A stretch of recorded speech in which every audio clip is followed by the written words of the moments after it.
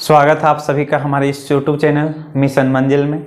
तो चलिए फ्रेंड्स, आज हम आप लोगों के बीच प्रीवियस ईयर क्वेश्चन का लेक्चर 3 लेकर आए हैं। पार्ट 3। पार्ट 1 में ऑब्जेक्टिव क्वेश्चन देखे थे। पार्ट 2 में हम लोग कल सेक्शन बी को कवर किए थे। आज हम लोग चलते हैं सेक्शन सी में, खंड सी। इसमें प्रत्येक ईच क्वेश्चन कैरी 3 मार्क्स। प्रत्येक प्रश्न 3 अंक के होंगे। तो 16 नंबर को प्रूव करते हम लोग। यूक्लिड विभाजन एल्गोरिथम का प्रयोग कर 135 और 225 का HCF ज्ञात करें। इसमें प्रूव नहीं, HCF फाइंड करना। Use Euclid division algorithm to find the HCF of 135 and 225। तो 135 और 225 है, इसमें जो बड़ा होगा उसको हम लोग A मान लेते हैं। A इक्वल टू 225, फिर B equal to 135।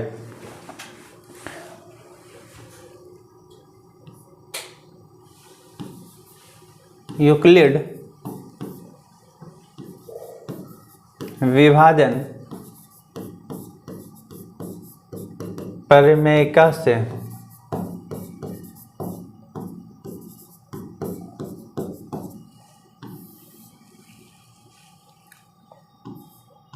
using Euclid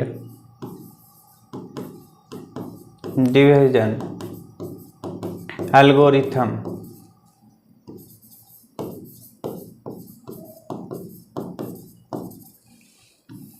क्या होता है? यूक्लिड डिवीजन परिमेय से A equal to BQ plus R।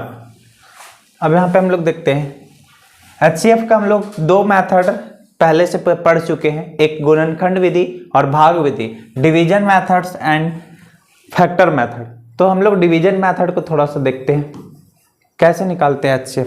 135 है, इससे 225 को डिवाइड करें तो 1 एक बार में 135 माइनस होगा तो 5 में 5 जाएगा 0, 12 में 3 90।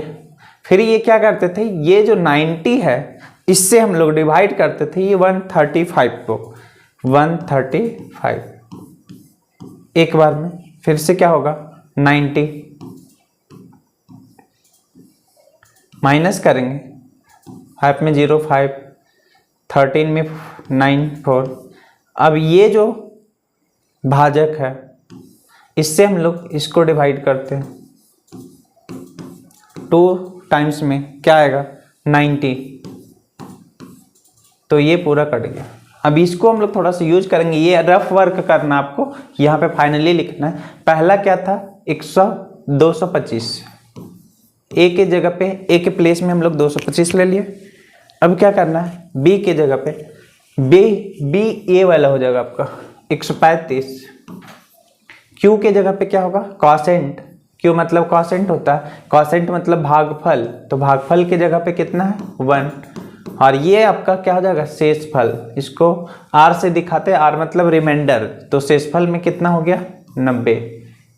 फिर अगला वाला डिवाइड को देखिए, अगला ये वाला डिवाइड को देखिए।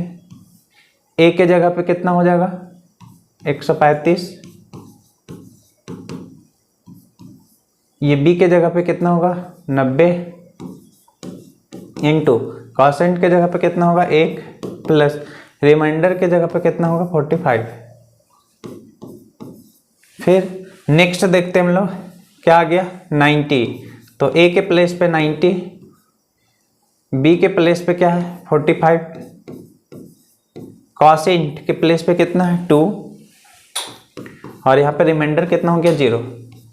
तो जहाँ पे आपका रिमाइंडर 0 हो गया, फाइनल रिमाइंडर देखिए 0 हो गया। तो ये जो होगा आपका, ये जो B का वैल्यू क्या होगा 45 और ये जो फाइनल डिवाइजर होगा, अंतिम भाजक जो होगा वही क्या हो जाएगा HCF हो जाएगा। तो HCF इज इक्वल टू 45।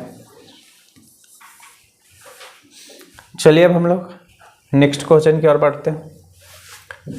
इसमें 2 क्वेश्चन था तो अथवा करके है, तो दोनों में से कोई एक क्वेश्चन बनाना। तो ये वाला हम लोग देख लिए फिर ये वाला देखते हैं सेकेंड नंबर को। आपको जिस प्रश्न में सुविधा होगा वही प्रश्न को एग्जाम में बनाइएगा। तो क्या करना है, ये वाला प्रश्न भी हमेशा पूछा जाता है और ये 3 मार्क्स में ही पूछा जाएगा, तो इसको भी थोड़ा सा देख लीजिए। क्या है, 6 माइनस 6 प्लस √2 एक अपरिमेय संख्या है। Prove that 6 plus √2 is irrational number. इसको प्रूव करना है कि 6 प्लस √2 एक अपरिमेय संख्या है।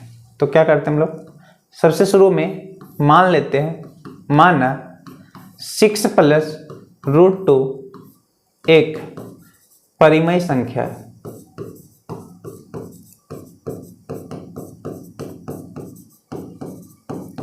Let 6 plus √2 is a rational number.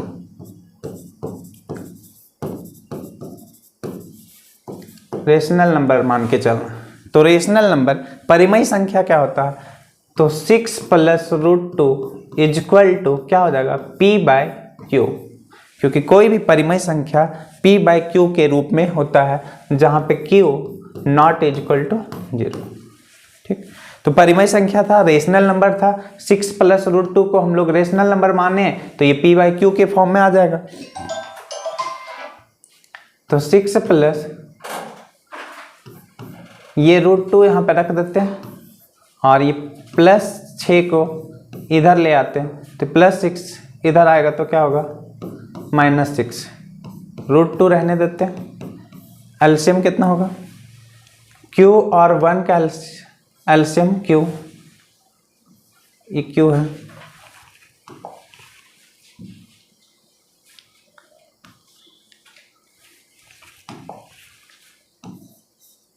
q, तो q और 1 का एलसीएम q होगा, p 1 से डिवाइड करेंगे q तो q होगा, फिर q से ये 6 मल्टीप्लाई होगा तो 6q, तो √2 is equal to p minus 6q by q।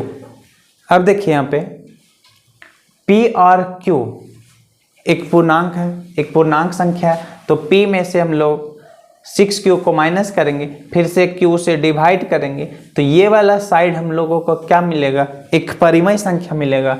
ये राइट साइड एक क्या होगा, रेशनल नंबर होगा, जबकि √2 क्या है, एक इरेशनल नंबर है। इधर वाला क्या है आपका, इरेशनल नंबर।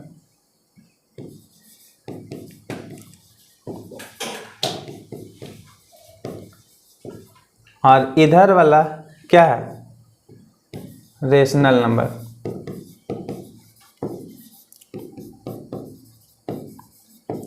तो इधर इरेशनल नंबर है और इधर रेशनल नंबर है, तो दोनों कभी बराबर नहीं हो सकता। इधर वाला आपको क्या दिख रहा है, √2 क्या दिख रहा है, एक अपरिमेय संख्या दिख रहा है।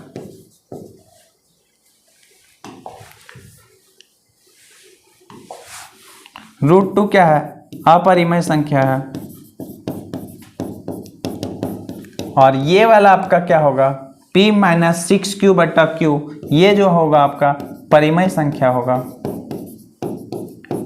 तो परिमेय संख्या और अपरिमेय संख्या आपस में बराबर नहीं हो सकता है। तो जब नहीं हो सकता है तो हम लोग जो ये मान के चले हुए हैं कि एक परिमेय संख्या है, ये हम लोगों का मानना क्या हो जाएगा, गलत हो जाएगा। हम लोग को की बात में क्या हो गया, कॉन्ट्राडिक्शन हो गया। इसीलिए फाइनली हम लोग को लिखना पड़ेगा क्या, 6 प्लस √2 एक अपरिमेय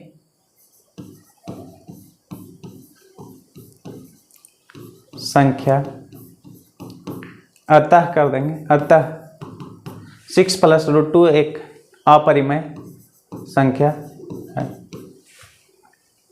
thus 6 plus √2 is A irrational number.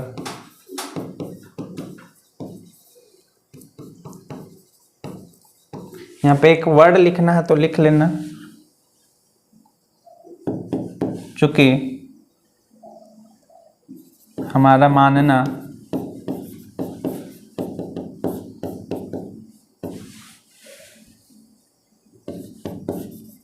गलत है। हम लोग क्या मान के चले थे, एक परिमेय संख्या है, तो हमारा मानना क्या हो गया, गलत हो गया। और सपोजिशन इज रॉन्ग, और सपोजिशन इज रॉन्ग, हमारा मानना क्या हो गया, गलत हो गया। और सपोजिशन इज रॉन्ग, तो जब हम लोग का मानना गलत हो गया तो जो हम लोग परिमेय संख्या मान के चले थे, यहाँ पे रेशनल और इरेशनल बराबर नहीं होता, तो जो परिमेय मान के चलते तो फाइनली ये क्या हो जाएगा, अपरिमेय संख्या हो जाएगा। 6 + 2 √2 इज ए इरेशनल नंबर। तो चलिए अब नेक्स्ट क्वेश्चन की ओर चलते हैं, इसको सॉल्व करना है। तो क्या है, ये दो चरों का रैखिक समीकरण है, लीनियर इक्वेशन इन 2 वेरिएबल में जाएगा।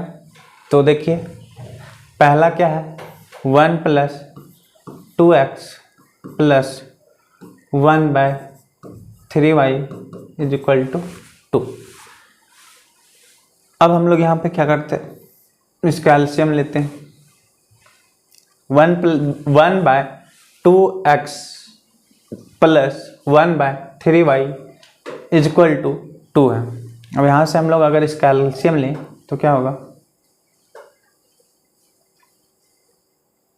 2 2 × 6 6 6xy, ये हमारा एलसीएम हो जाएगा। 2x और 3y का एलसीएम लेंगे तो ये क्या होगा, 6xy। अब यहाँ से 2x से इसको डिवाइड करेंगे तो 3 बार में जाएगा, 3y, तो इसके साथ ये मल्टीप्लाई हो जाएगा, इसके साथ ये 3x के साथ 3y के साथ 1 मल्टीप्लाई होगा तो 3y, और ये 2x के साथ 1 मल्टीप्लाई होगा तो 2x = 2। तो क्या होगा, 3y + 2x, ये डिवाइड में है तो उधर इंटू में ले चलते हैं, तो क्या होगा 6xy, तो 3y + 2x = 12xy। इसको इक्वेशन 1 मान लेते हैं। नेक्स्ट इक्वेशन 2 को देखते हैं, ये क्या है, 3xy + 1/2y = 13/6। फिर से इसका एलसीएम लेंगे तो 3 और 2 का एलसीएम 6 होगा, x और y का एलसीएम xy हो जाएगा। फिर इससे मल्टीप्लाई, इससे जब डिवाइड करेंगे तो ये इसके साथ मल्टीप्लाई होगा तो 2y, और ये इसके साथ मल्टीप्लाई होगा तो 3x = 13/6। फिर क्रॉस मल्टीप्लाई करेंगे तो क्या होगा, 6 से मल्टीप्लाई होगा ये, और ये 13 से मल्टीप्लाई होगा 12,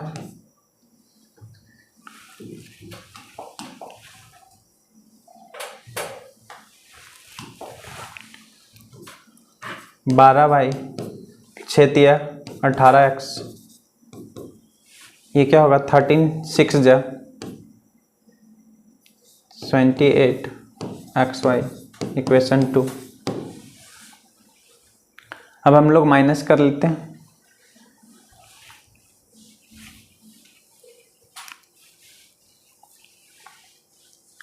ये देखिए अब हम लोग दो चरों का रैखिक समीकरण को सॉल्व करने के लिए दो तरीका पढ़े हैं। ऐसे 3 तरीका होता है तो एक तरीका को हटा दिया गया, पहला विलोपन विधि और दूसरा प्रतिस्थापन विधि, substitution method and elimination method. तो सब्स्टिट्यूशन मेथड से हम लोग बनाते हैं, क्या होगा, यहाँ पे 3y है और यहाँ 12y है, तो अगर ये दोनों को सेम करना चाहते हैं तो इस इक्वेशन को किससे मल्टीप्लाई करना पड़ेगा, 4 से। तो 4 से अगर हम लोग मल्टीप्लाई कर दें तो 4 3 जा 4 3 12, y यहाँ भी हो जाएगा, यहाँ भी हो जाएगा। तो क्या करते हैं हम लोग, इसको हम लोग ऐसे लिख के चलते हैं, इसको यहाँ लिखेंगे नहीं, तो इधर लेके आते हैं हम लोग, इक्वेशन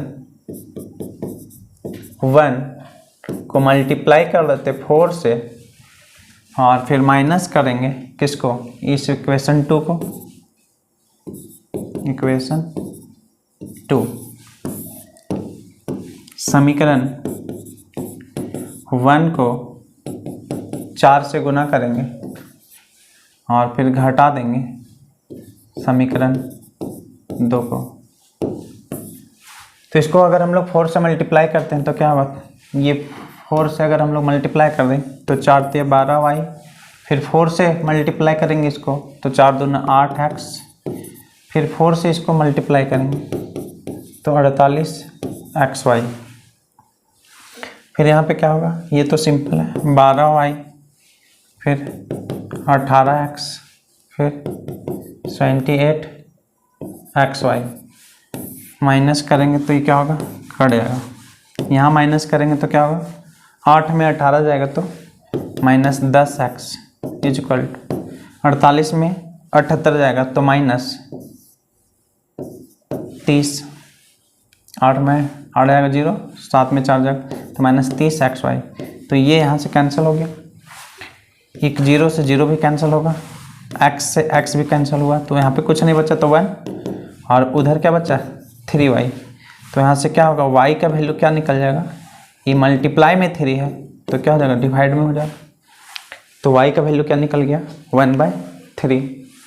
अब हम लोग पुट करते हैं, अब y का वैल्यू इक्वेशन 1 या 2 किसी में भी बैठाएंगे तो समीकरण 1 या 2 किसी में भी बैठाएंगे तो हम लोगों का क्या निकल जाएगा, x का वैल्यू निकल जाएगा। तो समीकरण 1 में बैठा देते हैं, समीकरण 1 को यहाँ पे लिख के रख लेते हैं, फिर इसको थोड़ा इधर वाला जगह ले ले रहे। तो समीकरण 1 क्या है, 3y + 2x = 12xy। 3y की जगह पे क्या बैठाना, देखिए 1/3 + 2x = 12x, और y की जगह पे क्या बैठाना है, 1/3। तो 3 से 3 यहाँ भी कैंसिल होगा, 3 से कैंसिल करेंगे तो 4 टाइम्स में, तो यहाँ क्या बचा 1 + 2x और = 4 को 1 से करेंगे तो 4x, फिर ये 1 है =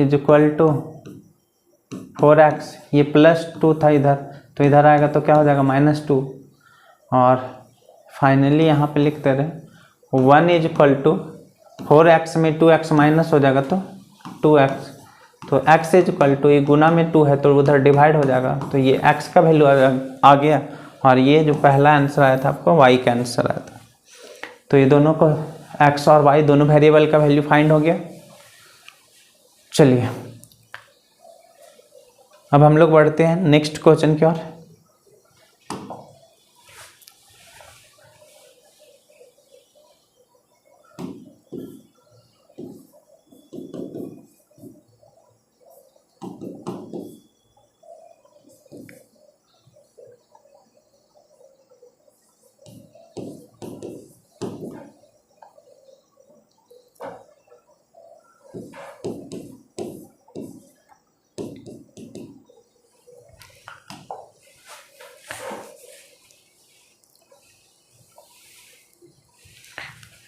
अब चलिए हम लोग चलते क्वेश्चन नंबर 18 की ओर।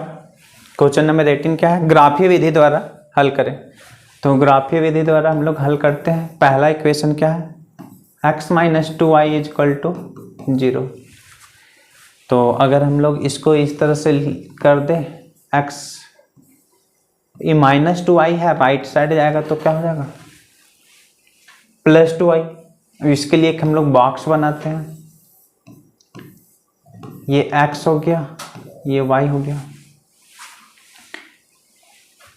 अगर x का वैल्यू हम लोग रफ में पुट करते हैं, अगर y का वैल्यू हम लोग 0 पुट करें तो x भी क्या हो जाएगा 0। y के जगह में 0 बैठाएंगे तो x का भी वैल्यू क्या हो जाएगा 0।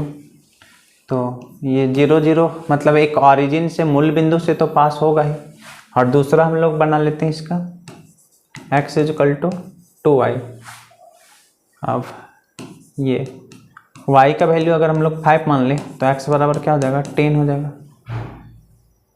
तो x बराबर 10 होगा कब, जब y का वैल्यू 5 हो। ये इक्वेशन 1 ले लिए हम लोग।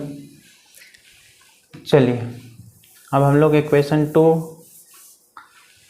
2 को लेते हैं। समीकरण 2 क्या था, 3x plus 4y is equal to 20, equation 2 है।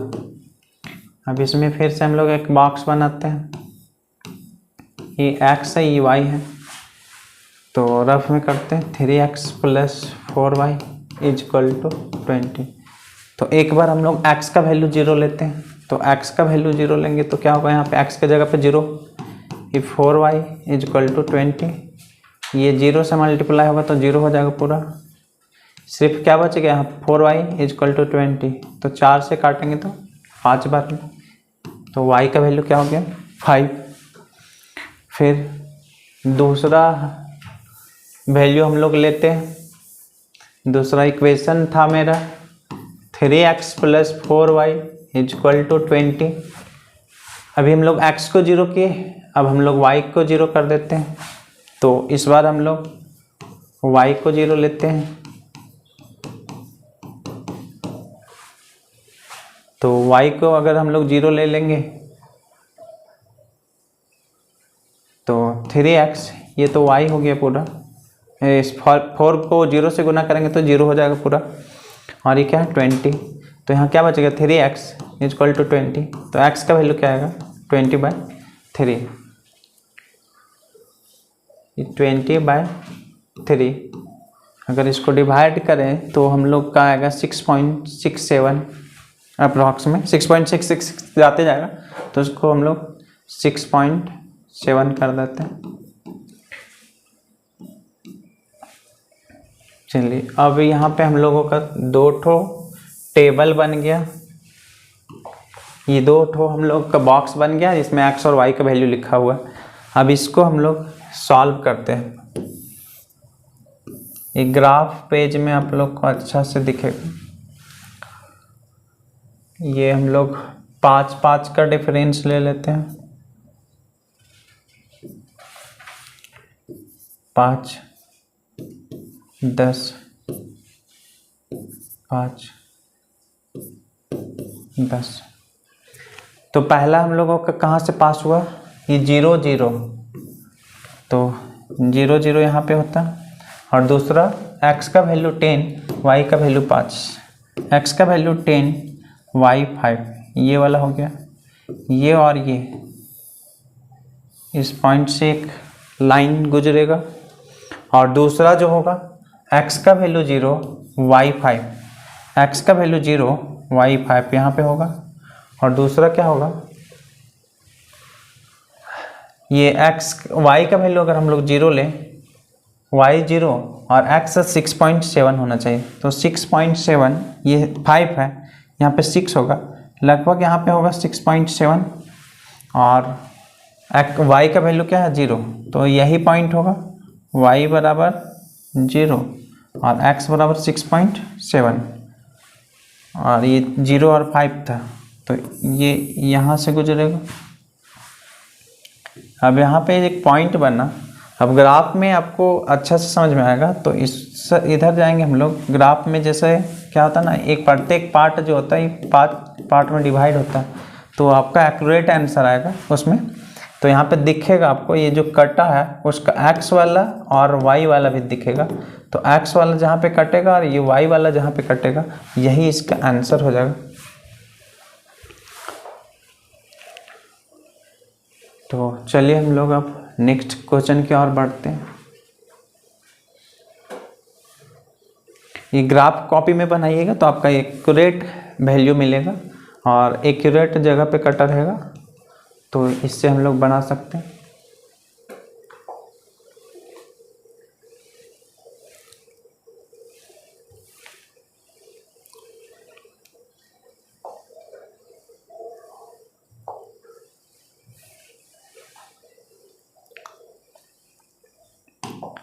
चलिए अब हम लोग क्वेश्चन नंबर 19 की ओर बढ़ते हैं। एपी का एक सवाल है, एपी का 31वां पद ज्ञात कीजिए। क्या बोला है, एपी का 31वां पद ज्ञात करना, मतलब A31 हम लोग को फाइंड करना।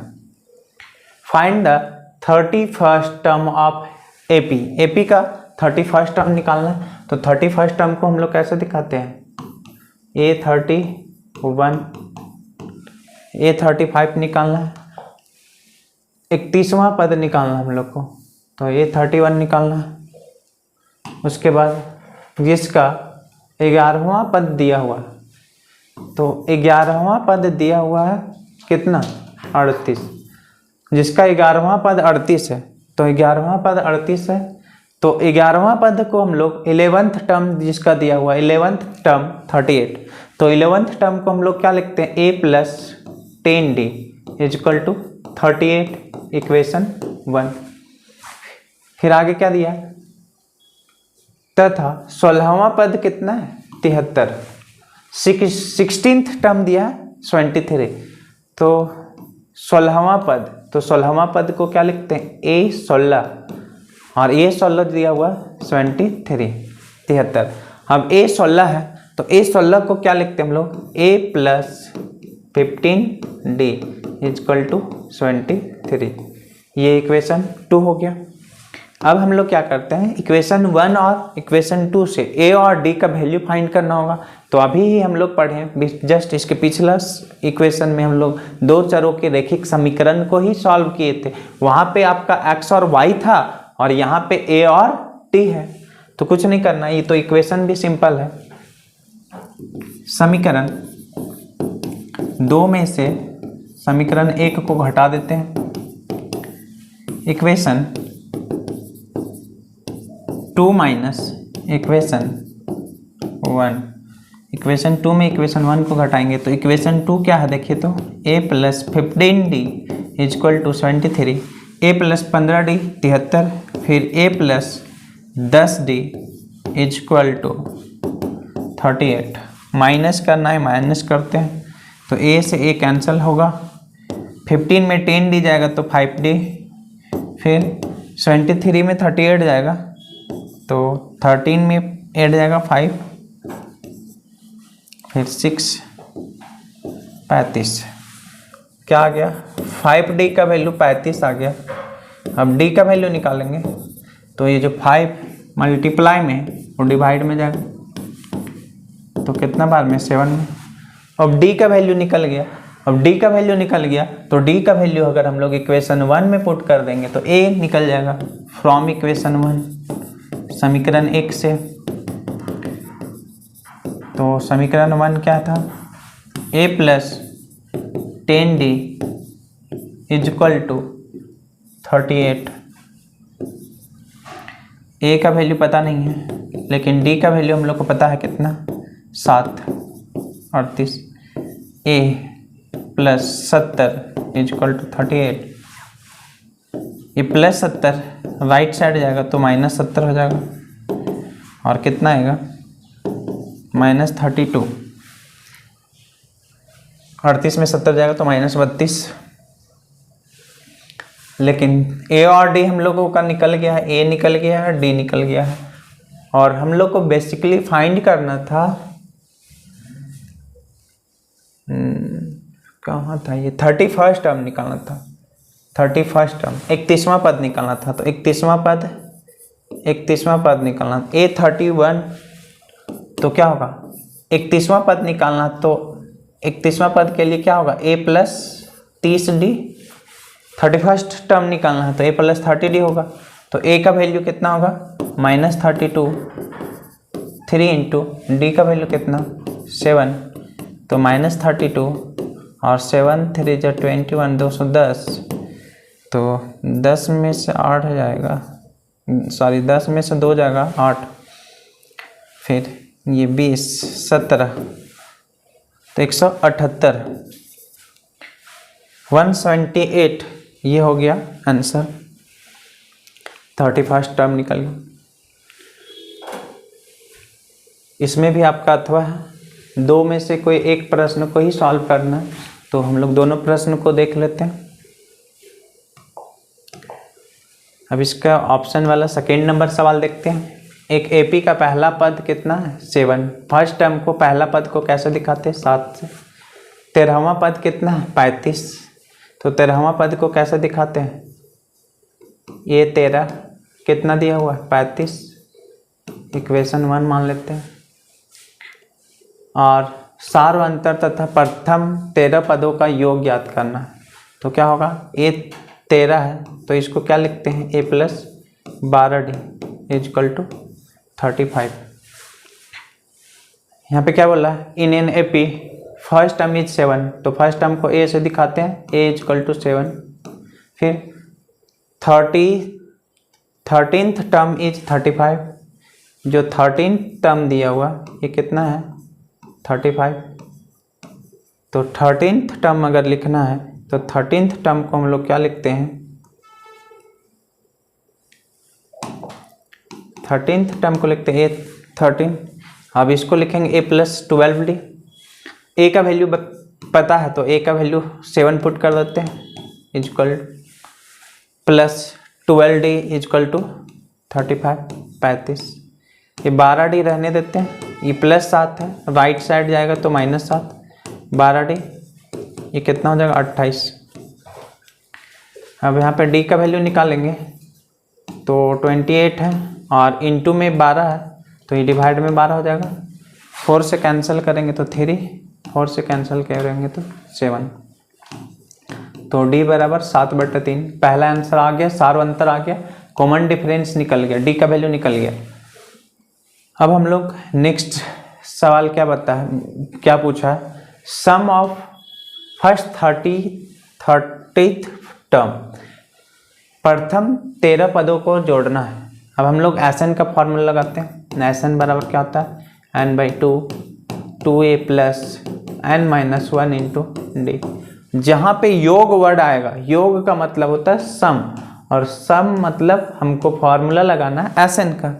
यहाँ पे लिखा हुआ है कि फाइंड द सम, और सम मतलब किसका फॉर्मूला लगेगा, Sn का फॉर्मूला लगेगा। तो Sn का फॉर्मूला क्या होगा, n के जगह पे कितना बोल रहा है, 13th टर्म को जोड़ना है, कितने पदों को, 13 पदों को योग निकालना। तो n के जगह पे 13/2, 2 a के जगह पे देखिए, a का वैल्यू कितना है 7, प्लस n के जगह पे 13 -1 और d के जगह पे कितना आया 7/3। तो क्या होगा 13/2, 7 दूना 14, 13 में 1 जाएगा 12, 7/3 कैंसिल करेंगे 4 टाइम्स में, तो 13/2 14, 7 चक 28, 13/2 28 और 14 ऐड होगा तो ये 42 हो जाएगा। कैंसिल करेंगे तो 21 बार में, मल्टीप्लाई करेंगे 13 × 21 को, 13 1 जो 13 कैरी 1, 13 2 जो 26, 27, तो 273 ये आंसर हो गया। ये मल्टीप्लाई का साइन।